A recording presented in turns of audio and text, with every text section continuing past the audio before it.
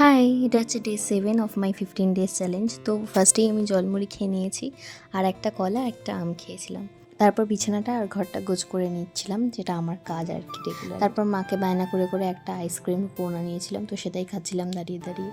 আজকে কিছু ব্যাংকের কাজ ছিল, তাই জন্য ব্যাংকের কিছু ডকুমেন্ট বের করছিলাম, তো তখনই মায়ের এই ছবিগুলো দেখতে পাই বিয়ের।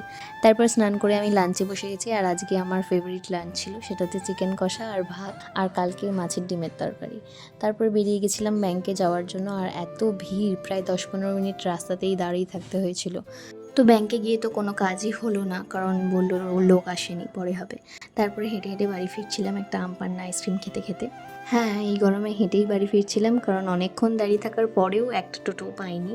তো তারপর আবার একটা আইসক্রিমের দোকান দেখতে পেয়ে গেছিলাম, তো সেখান থেকে আইসক্রিম খেয়েছি।